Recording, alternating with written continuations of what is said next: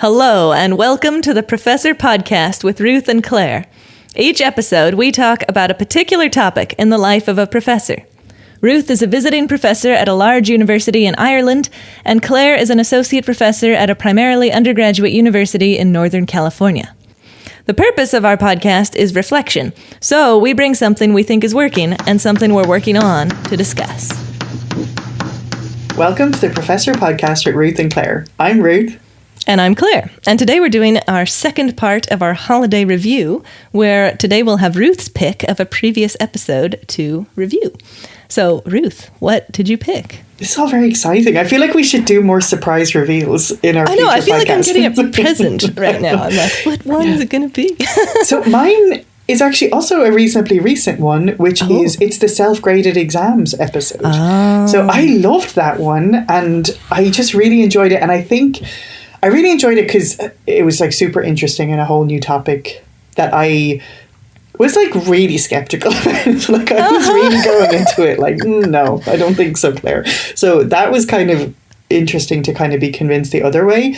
And then it was like, you know, I really enjoy some episodes where we're talking about really broad concepts, but I also really like really detail-oriented episodes that are really like getting into the nitty-gritty of it. And it almost, this is very dramatic, but I'm prone to being a bit dramatic, but it's almost like doing a close reading of something. Like you really find out stuff that Let's isn't go line by line, and right. And it's like you find out stuff about what you think and what, like, it just was really, really interesting. Like, and maybe for me, because I think I know what room you were in, but like it really felt like I was in the room with you, and like we went through the whole process, and it was just super interesting.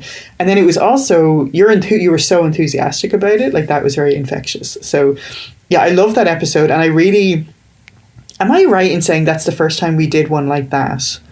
I think it might be where you just interviewed me or vice versa about something that we had done. I think so. And I like that format. Oh, totally. I really enjoyed it. And I really, and you converted me. I was a skeptic. Awesome. I haven't had the opportunity to try and do it because I definitely was not going to do a self-graded exam with 350 people. But I just really appreciated that. And I think even those episodes that are very specific to a certain circumstance, I think it can still make you, like me, have a lot of ideas about other things that aren't that, but are somehow inspired by, like, you know what I'm saying? So I totally know what you're saying. Yeah. And I agree completely. Like, we've talked about how awesome it is to get really into the nitty gritty of, okay, let's just go through every single detail about how you did this particular thing. And yes, going through all that helps me understand how I could apply it to something else, or how it's just new ideas. But to get the new ideas fully in my head, I need to hear all the details. So I totally agree with you. Right. And even if it's like some stuff will come up for you that isn't necessarily about grading exams, but it's like, oh, that is my opinion about teaching. You know what I mean? So anyway, kind of unearths the opinions that you didn't know you had, your teaching philosophies that you hadn't explicitly pinned down before. Yeah, it was very tempting to pick the episode where I talk about shoplifting a chicken, but what one instead? I considered that one as well. Maybe we should just play that once in a while, just because. So I also considered the one where your daughter talked about. She had a really important question. It was worth interrupting your lecture, and it was, "Do otters have whiskers?" And this is where I wish we were a video, because she did the whiskers, like she did the, she like made the gesture. She's like, "Do they have whiskers?" And I was like, yeah. Apparently my whole discussion about what was an urgent question had landed on deaf ears. So, it is funny when you think about, we've kind of gone back to our more traditional roles, like they do school in school and I do work in work, and those were wild days. But yeah, okay, cool. I'm excited to listen to this one again. Me too. Thank you for picking it. So we're doing a bit of a different type of episode today. Yes. Where I'm interviewing a very prestigious guest called Claire. And because Claire has tried out something really exciting, and I have about 10,000 questions about it. And so I'm going to interview Claire about her experience with self-grading for an exam. Yes. So yeah. And we were talking about this because I was like, oh, I can't wait to tell you about this and what happened on my week. And then I was like, this is going to be too long. And Ruth was like, what if I just interview you? So anyway, that's what we're doing. Yeah. So actually, before we even start with where did this come from? Where did you get the idea for this?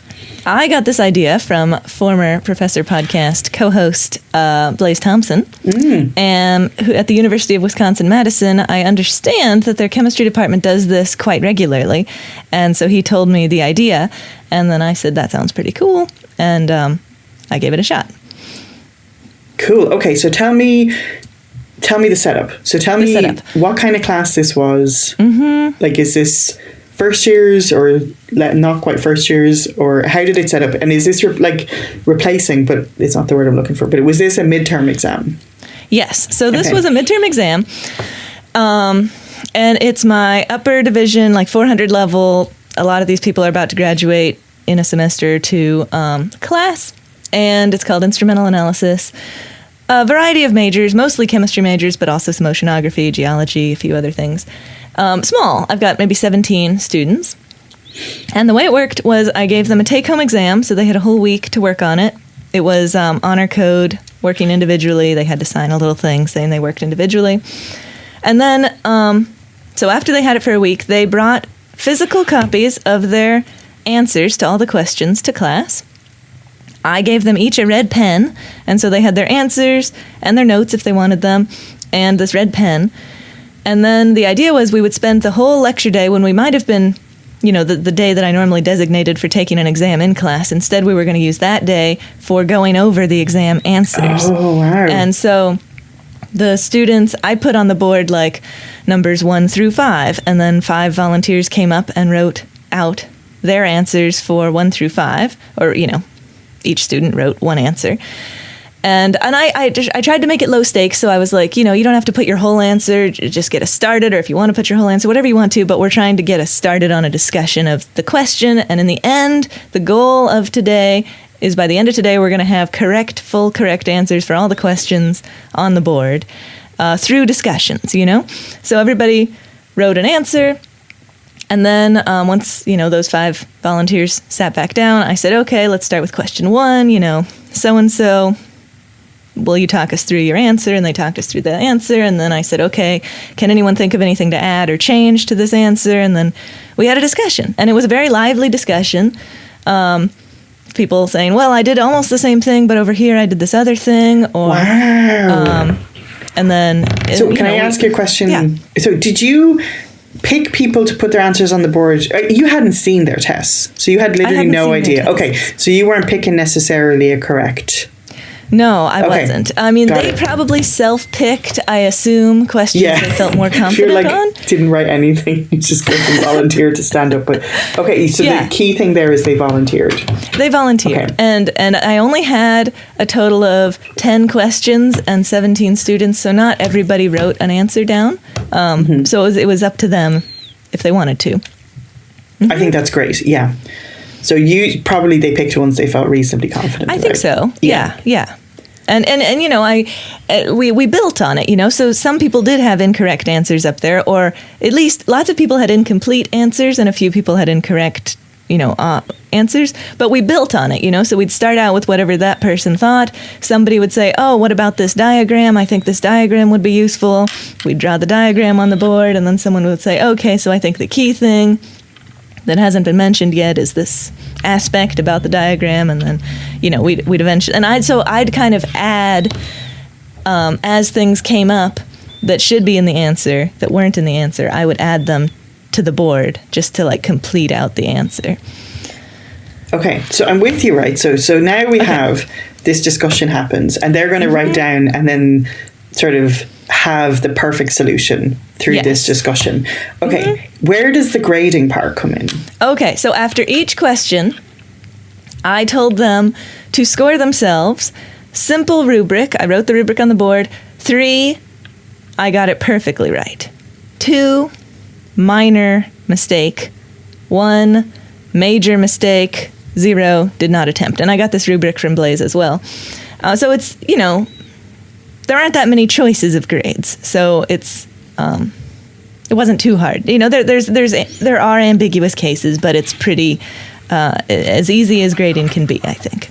Yeah. So they would write themselves. So with their red pens, they're taking notes on their test about whatever things they didn't include in their answer that they should have included, or whatever was wrong or something. And then they're also just writing a little number next to it for whether they think they got 0, 1, 2, or 3. Okay, so then you did a batch of 5. Yes. And then we erased that and did the other batch of 5. Mm-hmm. Okay, so then at the end, did you gather up their tests and you submitted the grade? Okay. Exactly. So at the end, they handed all their tests in with all their everything. And so the red pen was stuff that they had written on, after the test was due. And so I didn't count that as correct answers. But this was so easy to grade. It was incredibly fast. Now, I still went through and double-checked. A lot of times somebody would write a 2, and I was like, oh, well, I think that's really a 3. That's a minuscule error, Isn't that funny how I wonder, was it more likely that people would underestimate than overestimate? It varied. There was definitely one test where I boosted somebody's grade on one question and lowered their grade on another question, and it all added up to the same amount. But then there were a couple people where, overall, they were a little hard on themselves, or someone else was a little easy on themselves. So, but I didn't change that many. So that was part of why it was easier, was because they already had a draft grade written there. But the real reason it was so much easier and so much faster to grade was because they had already written notes about what they got wrong on the question. So I didn't feel like... I did write some notes if I felt like they had missed something, or if I wanted to clarify a point. I wrote a few things, but the fact that I didn't have to write something for every single thing that was wrong just made it... it was an order of magnitude faster to grade this test. I handed it back the same day in lab. Everybody was amazed. It was so fun. But it took me like 2 hours. This has been a documented journey for you about just the frustration with grading time, and now finally we've hit on the thing. Yes, it was incredible. It was great all around. So I have to be honest. So I've been having Captain Skepticism. Okay, tell me Captain Skepticism. No, but I'm over it now. So once you said, I finally understand. So I get why you had them do it in red pen. Yes. And then that you did check it afterwards, and you're submitting the grade. So they're not just sure, I got 100%. They're no, yeah. Okay. I go through and I leave little notes. But that's genius too, that it's the red pen. So then you can clearly see what they did. And did you have to go and slap a pencil out of someone's hand, or was anybody... So, yeah, I was wondering about that. I gave everybody the red pens. I feel like I wasn't as strict as I could have been. I could have been the only thing on your desk is the red pen and your answers, and if you want, your notes from class. I didn't really say that. I think if I had a bigger class or a class of students that I trusted less, maybe I would. But with only 17, and there are all these upper division ones that I know really well, and I can see the room pretty well, so I did glance around periodically and make sure everybody was using the red pens. So I wasn't really worried about that. But one could be a little bit more absolutely strict about exactly what can be on your desk, and I think get around that without an issue. Yeah, okay, so so my next question then was kind of about quality control, but I think you've already talked about that, you went through and manually kind of checked them. And all I did was cross out their 2 and write a 1 or whatever it might be, Okay, so then the other thing is, have you compared this to a usual... So I guess there's 2 things. One is was it harder because it's a take-home test? How would it compare to your usual exam, which was normally a timed in-class thing, right? I've done so many different versions for this class.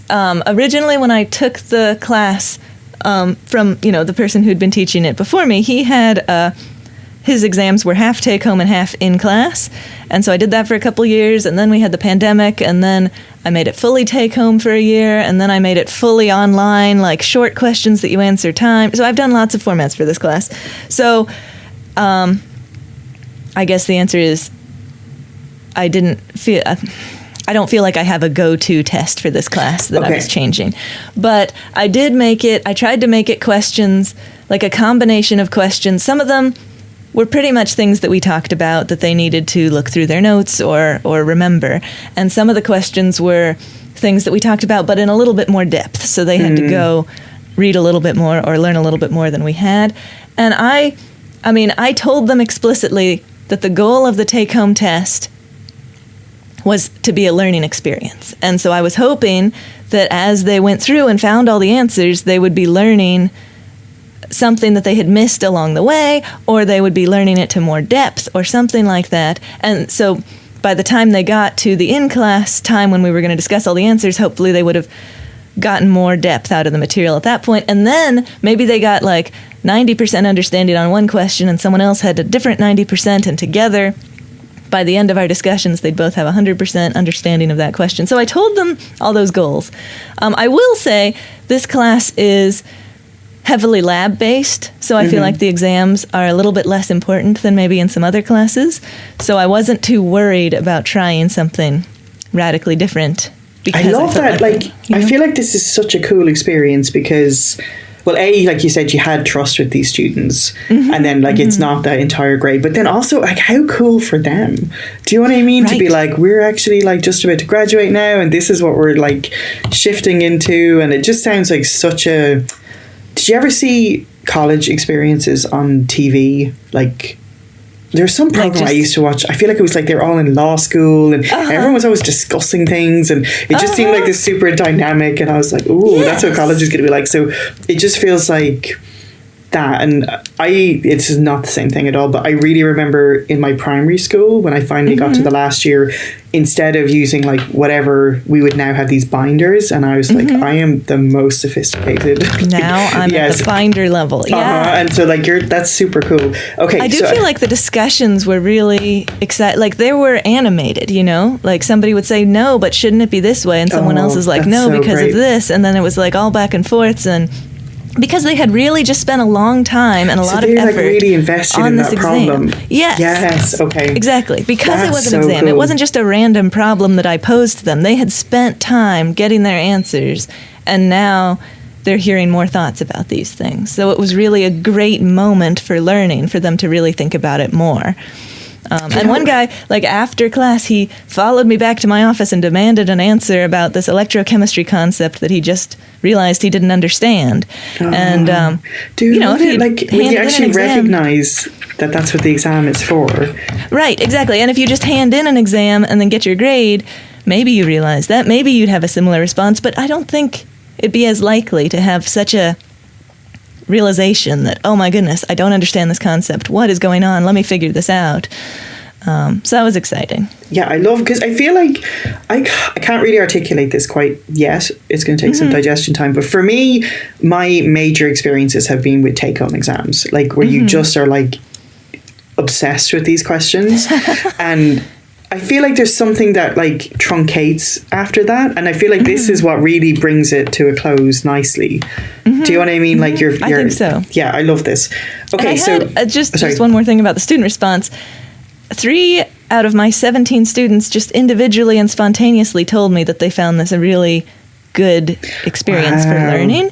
And one of them also said she thought it was lower stakes. And I was like, why would that be? Because I was kind of afraid I was making it higher stakes since we were having to discuss these answers in class. But she said, leaving the exam, she already knew kind of what she got right and what she got wrong. So she wasn't scared about what's the verdict going to be when the test grade comes back. So that was kind of interesting. So not only, I feel like it was really helpful for them to really engage with the material right at that moment when they'd spent so much time on these questions.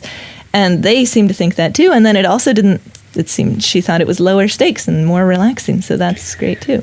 Do you know what's funny is I wonder also how much could it impact what the whole thing where people are everyone else knows how to do everything and I'm the only person who doesn't know how to do it. That's a good point. I wonder, just hearing people articulate, no, but I thought it was this because of this, or you know what I mean? That must be really illuminating for the students. That's a good point. That's a good point. Hear about. That's really cool. Okay, so tell me though, did you look at the average? Was it? I mean, I know you said you don't have a hard and fast average, but did you did it skew particularly one way or the other?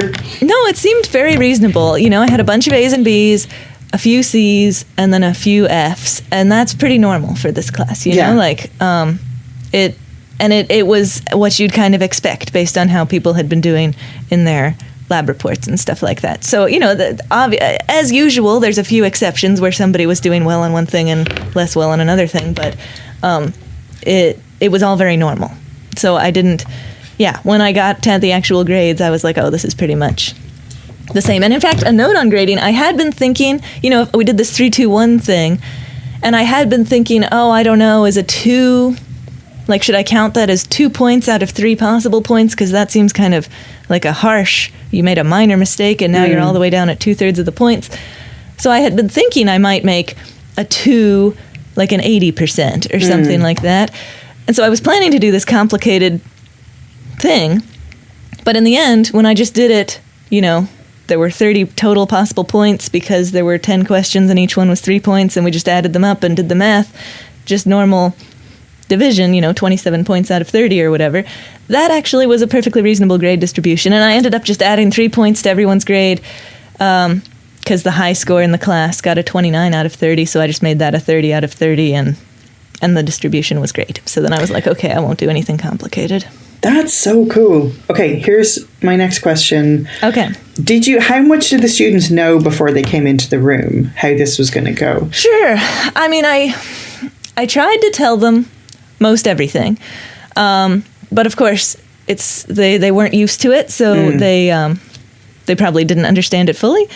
But I tried to explain, like when I handed out the test, I said, okay, you're going to have a week to work on this. I definitely, like on the test itself, it said, come to class on Wednesday with your physical answers, be prepared to discuss them with the class, so I tried to make sure that they knew all that was going to happen.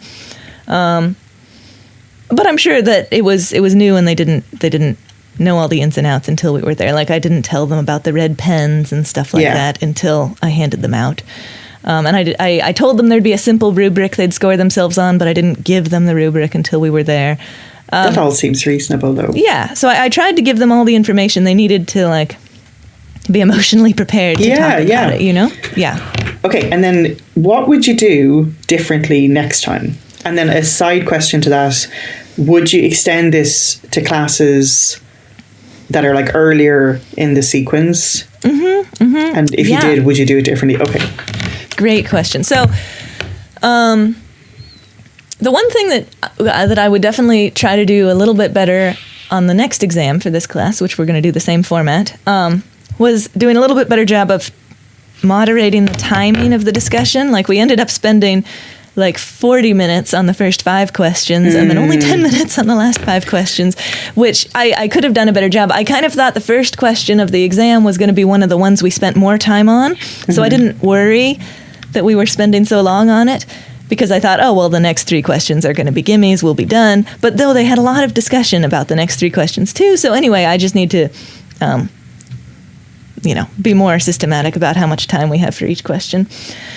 And then I was also thinking, like kind of the way it was very interactive in terms of the discussion. And I wondered, but it wasn't very interactive in terms of who was writing on the board. I had my 10 volunteers who wrote their answers, but after they sat back down, they were just sitting. They were having a discussion, and I was adding to the board as the discussion progressed.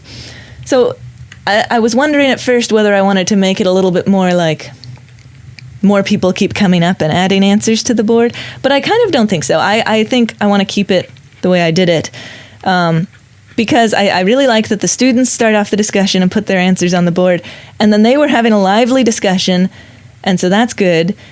And then I like keeping it me adding the additional answers just to make sure that we have a really nice, solid answer. Yeah. For sure. So I'm going to keep that the same. So then you asked about whether I would do it for other classes, and that's a great question. I was wondering that. I feel like, so this is the second level of analytical chemistry.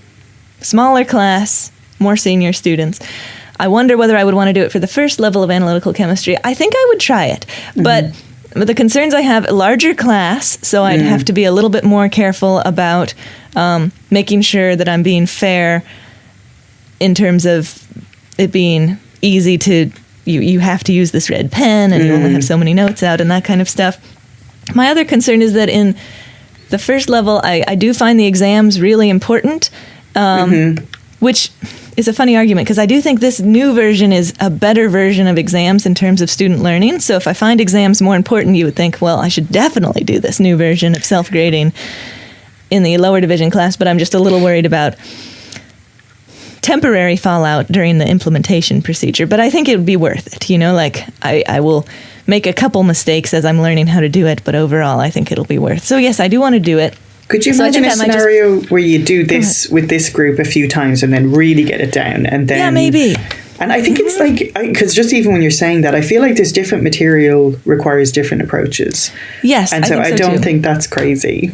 I don't think that's crazy. Yeah. And I think you could do this with an in-class exam, and I might want to do that for the lower level class, where we do an in-class exam one day, and then the next day do the discussion and going over it. The only problem there is it takes 2 lecture periods instead of 1. Yeah. But that's okay if it's really worth it. So I don't know. I think there'll be a few tweaks that I need to do for the class that I know less well, where there's more people and they're at a lower level of their college experience. But I do think it's doable, and I would like to try it. I'm so glad we talked about this, because I was like, I don't know, Claire. But this is super cool. I love many things about it. Like, one thing even is just the fact that the students have a complete solution. Do you know what I mean? I think that's super important, but they're not just reading it, like they're invested in creating it. That seems really, really relevant. And then just a sense of autonomy and trust, and I love it. It seems really, and the fact that then, because it's take home, they're getting a lot more invested in these questions. But then there's like, I don't know, I can't articulate this properly, but there's something not satisfying about just reading a solution after you've been like obsessed with this thing all week. And so, maybe battling it out courtroom style. I don't know why I was obsessed with that show, but that's super cool. I'm really into this.